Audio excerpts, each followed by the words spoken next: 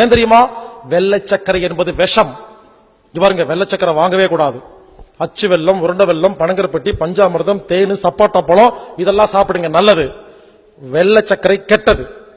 சர்க்கரை நோயாளிகளுக்கு வெள்ளை சர்க்கரை சாப்பிட்டா வியாதி வந்துடும் முதல்ல சொன்னாங்க. அது மாறி போய் சர்க்கரை நோயாளிகள் இனிப்பு சாப்பிட்டா அப்படின்னு மாத்தி விட்டாங்க. வெள்ளை சர்க்கரை எப்படி தெரியுமா தயாரிக்கிறாங்க? முதல்ல சர்க்கரை தயாரிக்கிறதெல்லாம் சொல்லி கொடுத்துறேன், புரிஞ்சுக்குங்க. இந்த கரும்பு இருக்கு இல்லையா, கரும்ப ஜூஸ் போட்டு, கரும்பு ஜூஸ் ரோட்ல விற்கிறாங்க இல்லையா, அதுதாங்க சர்க்கரை. இந்த கரும்பு ஜூஸ் எடுத்து என்ன பண்ணுவாங்கன்னா ஒரு குண்டால கொட்டி எரிப்பாங்க. கரும்பு ஜூஸ் சூடா எரியும் பொழுது அதுக்குள்ள கருப்பு கருப்பா அந்த அழுக்கெல்லாம் இருக்கு இல்லையா, அதெல்லாம் வரும் தனியா. மஞ்சளா பொன்னிறத்துல அந்த சர்க்கரை வரும். அதுல கொஞ்சம் ஹைட்ரோஸ், கொஞ்சம் சுண்ணாம்பு இதெல்லாம் கொஞ்சம் ஊத்துவாங்க. ஊத்தனா என்ன தெரியுமா, நல்லா பொங்கி வரும். அப்ப அந்த கருப்பா இருக்கு இல்லையா, அந்த அழுக்கு எல்லாம் ஜல்லடை போட்டு எடுத்து அந்த குப்பையை ஓரமா கொட்டிடுவாங்க. இந்த தகன்னு பொன்னிறமா எரியுது இல்லையா கரும்பு பாகு, அதை எடுத்து அதை கொண்டு போய் அச்சுல ஊத்தனா அச்சு வெல்லம், அதை கீழே ஊத்தி வெள்ளை கலர் துணிய, பருத்தி துணிய கையில மாட்டிட்டு பச்சை தண்ணியில கைய நினைச்சு அதை எடுத்து உருண்டை உருண்டையா மாத்தினா உருண்டை வெல்லம். உருண்டை வெல்லம் எடுத்துட்டு இருக்கும் பொழுது டைம் ஆயிரும், லஞ்ச் டைம் வந்துடும்.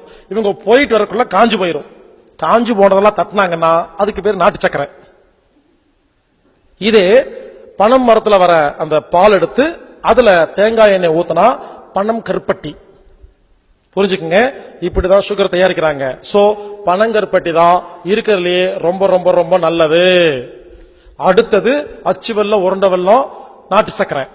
இந்த நாட்டு சக்கரை ஏன் தெரியுமா கருப்பு அசிங்கமா இருக்குது? அந்த நாட்டு சக்கரை தயாரிக்கிற இடத்துல நாட்டு சக்கரை ஒரிஜினல் தருவாங்க. இந்த குப்பையை ஓரமா போட்டிருக்காங்க இல்லையா, இந்த கடைக்காரங்க என்ன பண்றாங்க, இது தனியா வாங்கிட்டு வராங்க, அது தனியா வாங்கிட்டு வராங்க, மறுபடியும் கலந்து கொடுத்துறாங்க. அதான் நாட்டு சக்கரை வாங்கும்போது சில குண்டா கருப்பா இருக்கும், வெயிட்டுக்காக வச்சிருப்பாங்க, அது குப்பை. புரிஞ்சுக்குங்க, இதுதானே நல்ல சக்கரை. வெள்ளை சக்கரை எப்படி தெரியுமா தயாரிக்கிறாங்க?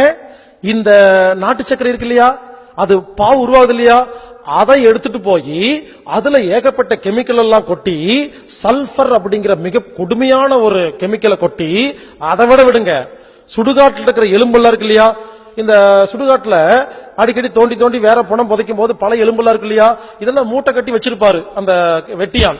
இது ஏன் தெரியுமா? அதை ஒரு இடத்த ஒருத்தன் வாங்கிட்டு போவான், அது அங்க இங்க கை மாறி கடைசியா சக்கரை ஆலைக்கு போயிடும். எல்லா எலும்பையும் அதுல போட்டு அப்பதாங்க வெள்ளை சக்கரை தயாரிக்கவே முடியும், இல்லைன்னா தயாரிக்க முடியாதுங்க. எதுக்கு சொல்ல வரேன்னா, ஒரு சின்ன கேள்வி கேட்கிறேன். வெள்ளை சக்கரை ரேட் அதிகமா, பனங்கருப்பட்டி இல்ல அச்சு வெல்லம் இது ரேட் அதிகமா? உண்மையிலே சொல்ல போனா இந்த பனங்கருப்பட்டிய பல ப்ராசஸ் பண்ணி தான் வெள்ளை சக்கரை தயாரிக்கிறாங்க. அப்போ ப்ராசஸ் அதிகமா பண்ணும்போது ரேட் அதிகமாகுமா கம்மியாகுமா? அதிகமாகும். ஏன் ரேட் கம்மியாகுது? இங்க பாருங்க, 1 கிலோ நாட்டு சர்க்கரைய 15 கிலோ வெள்ளை சர்க்கரையா மாத்துறாங்க. அதுல கெமிக்கல் போட்டு கட்ட கட்டமா கட்டுறாங்க. இந்த வெள்ளை சர்க்கரை எப்படி உருவாச்சுன்னு கேட்டீங்கன்னா, கொஞ்சம் வருஷத்துக்கு முன்னால பெரிய பெரிய 5 ஸ்டார் ஹோட்டல் எல்லாம் இந்த நாட்டு சக்கரை கலக்கும் போது அசிங்கமா இருந்து சொல்லி இந்த வெள்ளை சக்கரை கட்டி கட்டியா கட்ட கட்டமா கட்டி ஸ்டைலா வச்சிருந்தாங்க.